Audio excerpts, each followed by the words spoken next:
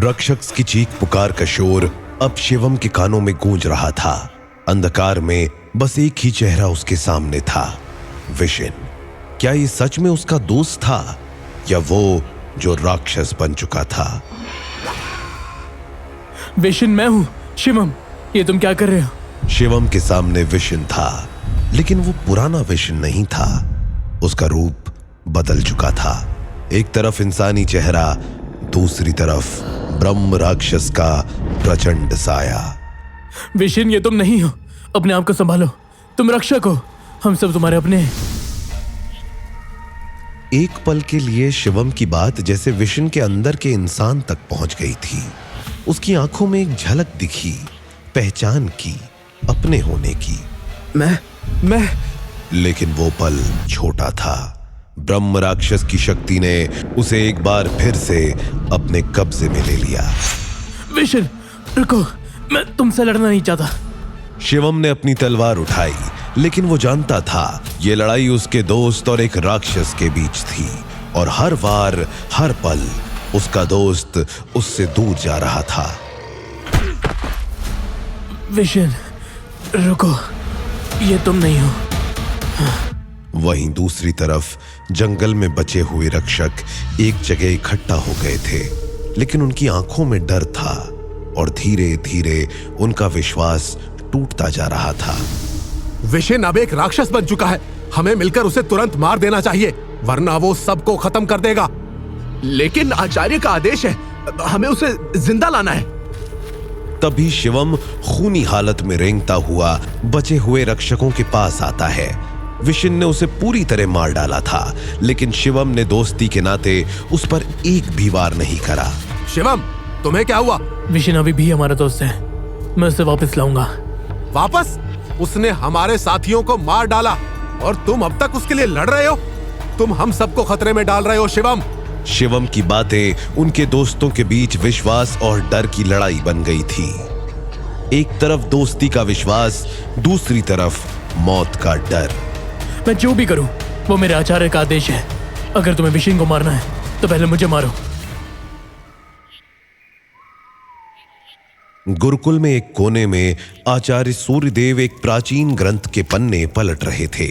हर शब्द, हर अक्षर एक नया पहलू लेकर आ रहा था, लेकिन जो सच सामने था वो एक ऐसा भयावह रहस्य था जो उनके मन को झंझोड़ रहा था। ये क्या है? एक पुरानी भविष्यवाणी जो ब्रह्म राक्षस को रोके वो अपने सबसे करीबी को खोए। आचार्य के मन में सवालों का एक तूफान उठ गया था। क्या इसका मतलब यह था कि विशिन को बचाने का दाम किसी अपने की कुर्बानी होगी? शिवम, ये तुम्हारे लिए नहीं हो सकता। तुम्हें तो मैंने हमेशा रक्षक के रूप में देखा है। तुम्हें खोने का सामर्थ्य मेरे पास नहीं है। आचार्य का दिल अब तेज धड़क रहा था। एक और ग्रंथ का पन्ना पलटने पर उन्हें एक और संकेत मिला। ब्रह्म राक्षस के अंधकार को रोकने के लिए एक व्यक्ति को अपने अस्तित्व से आगे बढ़ना पड़ेगा। लेकिन क्या शिवम के अस्तित्व का अर्थ ही उसका मित्र था? नहीं, मैं शिवम को ये बात अभी नहीं बता सकता, लेकिन मुझे एक फैसला लेना होगा। अगर ये लड़ाई आगे बढ़ती है तो शायद मुझे अपने ही शिष्य से उसका मित्र छीन लेना पड़ेगा। सुबह का सूरज कुछ देर में उगने ही वाला था, लेकिन गुरुकुल के द्वार के पास अंधकार था। शिवम खून से लथपथ धीरे धीरे अंदर आया। उसके पीछे कई रक्षक बाकी रक्षकों की लाश उठाए हुए थे। हर लाश पर एक कहानी लिखी थी, एक दर्दनाक कहानी। ये क्या हुआ है शिवम? ये सब? आचार्य, ये सब विशिन का काम है। विशिन, हमारा अपना साथी, ये कैसे हो सकता है?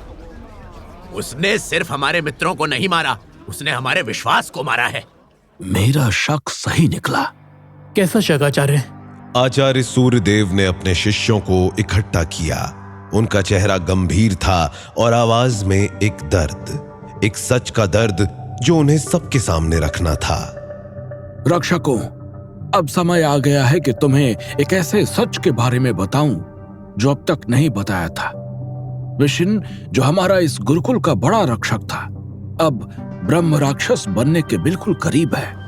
उसकी शक्ति पूर्णिमा के दिन अपने चरम पर होगी और अगर उसे रोका नहीं गया तो वो एक अमर और अविनाशी ब्रह्म राक्षस बन जाएगा। लेकिन कैसे? विशिन तो एक रक्षक था, हम में से एक। विशिन का जन्म एक असुर वंश में हुआ था। उसके खून में वही ताकत थी जो ब्रह्म राक्षस में होती है। इसीलिए उस पर ब्रह्म राक्षस का काबू पाना इतना आसान है।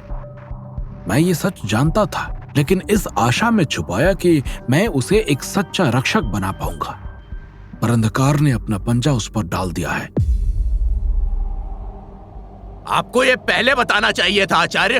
अब हमारे अपने भाई उसकी वजह से मर गए हैं। उसकी वजह से नहीं, आचार्य सूर्यदेव की वजह से।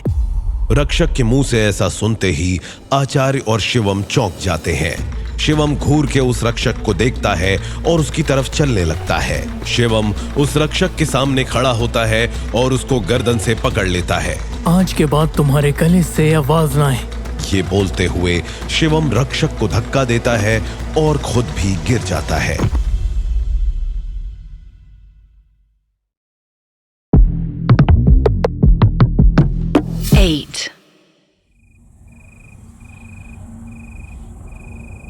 अंधेरा छा गया था। एक जंगल जो कभी जीवन से भरपूर था, अब बस एक जिंदा कब्रिस्तान बन चुका था। हर पेड़ का झुकना, हर पंछी का सन्नाटा, ये सब एक चीज की गवाही दे रहे थे, एक शक्ति जो इंसानियत के परे जा चुकी थी।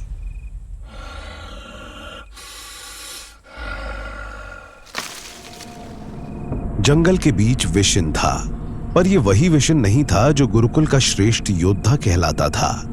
उसके अंदर एक जंग छिड़ चुकी थी, एक इंसान और एक राक्षस की, और राक्षस जीत रहा था।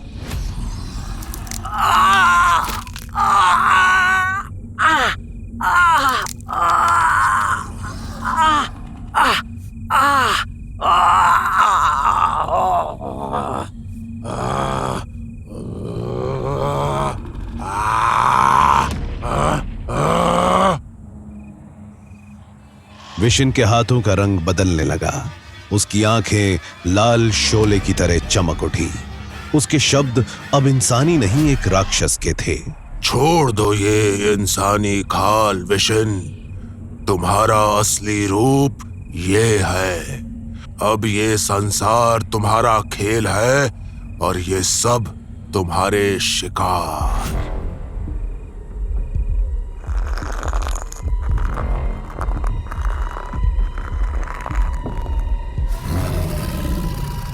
विशिन झुक गया। उसे कोई शर्म या शंका नहीं थी।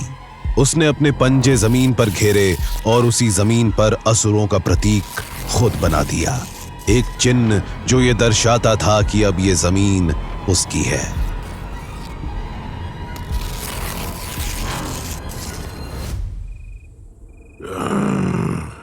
ये जंगल अब मेरा है और हर शिकार यहां मेरा होगा।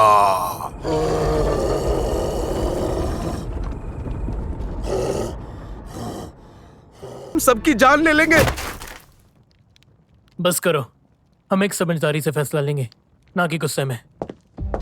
लेकिन एक रक्षक भय और क्रोध में अंधा आचार्य की आज्ञा को तोड़ने का विचार कर चुका था।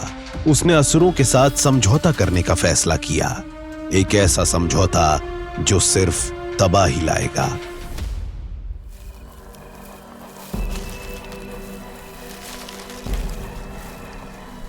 ये वही स्थान है, यहाँ की शक्ति से हम विशिन का अंत कर सकते हैं। मुझे ये जगह सही नहीं लगती, ये कुछ अलग सी लग रही है।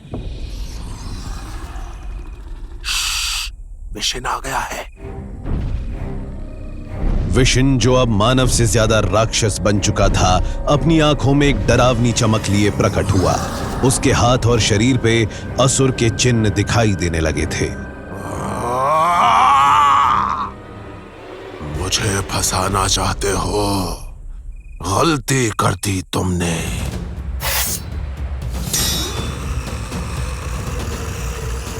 भागो, ये राक्षस है, इंसान नहीं।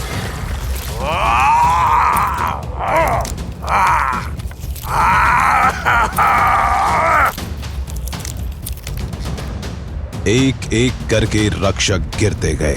विशिन का हर वार तबाही का संदेश था। तलवारें छातियों को चीर गईं और उसकी शक्ति से पेड़ गिरने लगे। ये राक्षस है, हमें यहाँ नहीं आना चाहिए था। विशिन, मैं तो सिर्फ सबको बचाना चाहता था। तेरी गद्दारी का अंजाम लिखा जा चुका है। असुर की एक मूर्ति पर रक्त की धारा बहने लगी। रक्षकों की चीखें अब इस स्थान का हिस्सा बन चुकी थीं। विशिन एक शुद्ध ब्रह्म राक्षस बनने के करीब था कि तभी अचानक असुर मंदिर जैसे खुद जीवित हो गया था। विशिन ने जो तबाही मचाई, उसने एक नई कहानी लिख दी थी। एक कहानी जो सिर्फ शिकार और शिकारी की थी।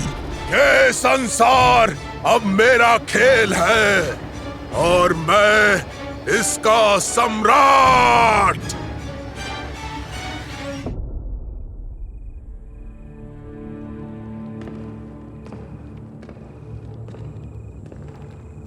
असुर महल के गहरे अंधेरों में रानी रति प्रिया एक अजीब सी शांति के साथ चल रही थी।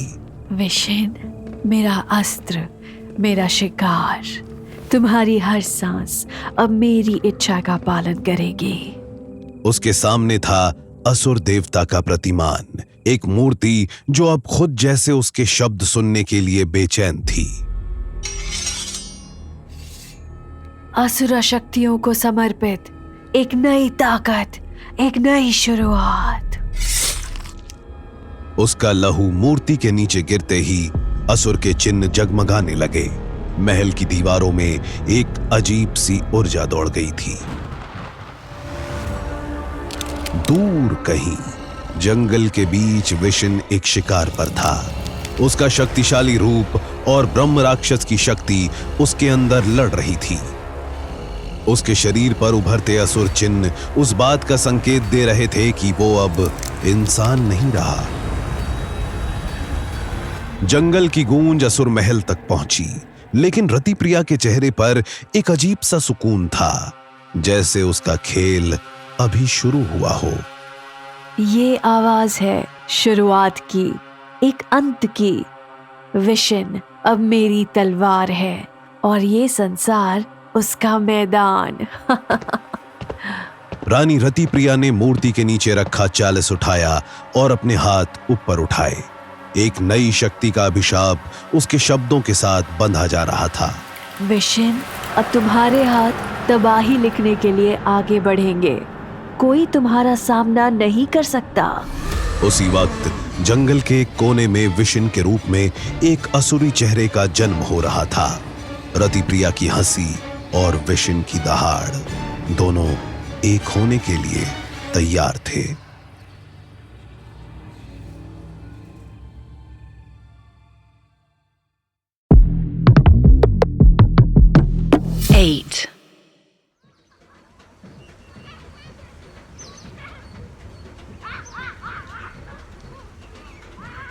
रात में जगमगाता हुआ एक गांव, हर गली, हर छत, हर कोना उत्सव के रंग में रंग चुका था और इस सुकून में अंधेरा अपने पंजे फैला रहा था। एक ऐसी तबाही जो उनका इंतजार कर रही थी।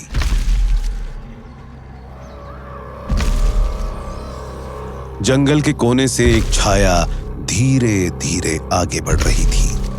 विशिन अब ना वो मानव रहा और ना पूरी तरह राक्षस। वो तबाही का एक जीता जागता रूप बन चुका था।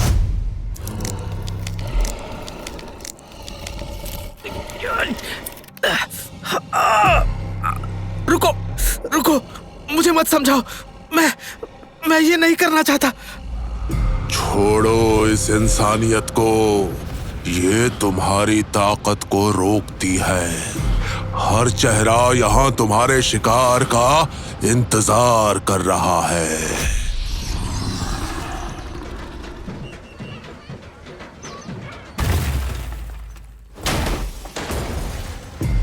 ये आवाज कहां से आई? विशन ने अपने शिकार को चुन लिया था, एक पूरे गांव को उसके प्यारे त्योहार के दिन। दौड़ो! ये क्या है? राक्षस! राक्षस आ गया! उस तबाही के बीच एक पल आया, विशन के मानव रूप का आखिरी संकेत। एक छोटी सी बच्चे की रोने की आवाज ने उसका ध्यान खींच लिया।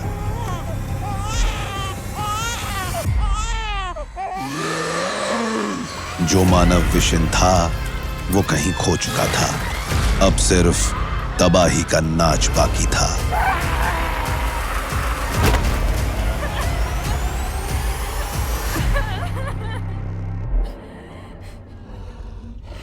एक छोटा सा गांव जो उत्सव के सपने देखता था, अब तबाही के कब्रिस्तान में बदल चुका था। लेकिन तबाही के बीच जब आसमान का रंग लाल हो चुका था, कुछ दिलों में अभी भी हिम्मत बाकी थी। गांव के लोग अपने हाथों में हथियार लेकर एक राक्षस के सामने खड़े हो गए।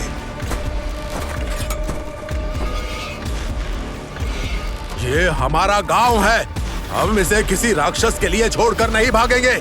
सब लोग एक साथ मारो, ये भी जमीन पर गिरेगा।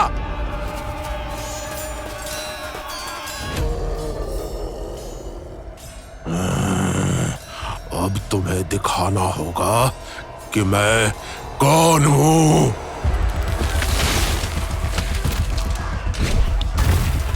गांव का हर प्रहार, हर वार विशन के लिए एक खेल बन चुका था। उसकी ताकत के आगे इंसानियत सिर्फ मिट्टी का एक टुकड़ा लग रही थी।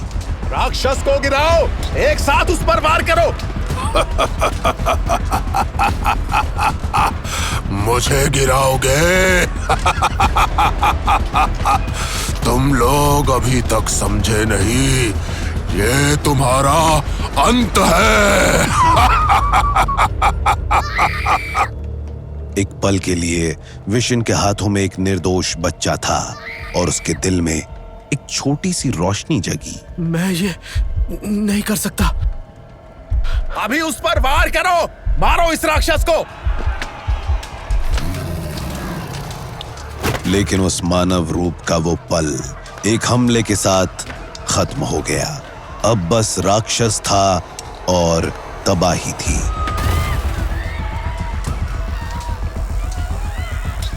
खून से सिंची जमीन और उससे निकले असुरी चिन्ह। विशन का हर वार सिर्फ तबाही नहीं, एक पहेली थी, एक असुरी शक्ति जो हर पल ज्यादा गहरी होती जा रही थी।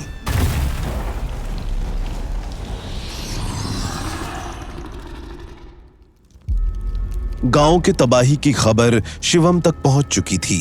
हर कदम के साथ उसका दिल एक भयानक सपने का सामना कर रहा था। रक्षक शिवम, वो राक्षस अभी यही कहीं है। सब कुछ खत्म कर दिया उसने। मुझे और ज्यादा जान का नुकसान नहीं होने देना है। सब रक्षक मुझे तुरंत मिलो, अभी। ये बात साफ है, विशन अब रक्षक नहीं रहा, उसे तुरंत मार देना चाहिए। नहीं, आचार्य ने साफ कहा है, हमें उसे जिंदा पकड़ना होगा। विशन के अंदर अब भी एक इंसान छुपा है। पर शिवम, अगर ब्रह्म राक्षस हमारी बात सुनने से इनकार करे तो हम उसे कैसे रोकेंगे? हम एक योजना बनाएंगे, उसे यहाँ से दूर कैनियन के अंदर लेकर जाना होगा। वहाँ हमारे चाल उसे कमजोर कर देंगे। शिवम के शब्दों में भरोसा था, लेकिन रक्षकों के दिल में डर घुस गया था। उसमें से एक का गुस्सा विशन के लिए नहीं, शिवम के लिए था। सब तैयार हो जाओ, विशन को यहाँ तक लाने का काम मेरा होगा। तुम लोग इस नेट का इस्तेमाल करोगे, वो इसे तोड़ नहीं पाएगा। हम उसे जिंदा क्यों रख रहे हैं? रक्षक हो या विशन, अगर तुझे राक्षस बनना था तो मेरा सामना करके दिखा। आ सामने।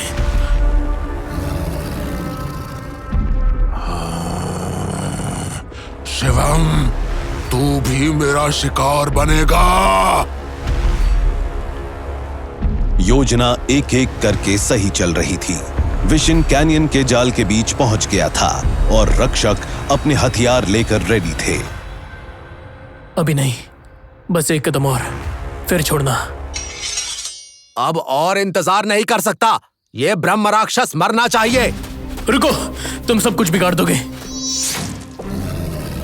ये वार विशन के लिए एक नई शुरुआत थी, एक और जन्म का गुस्सा। ये जाल फेल हो गया, हमें यहां से भागना होगा। नहीं, पीछे मत हटना।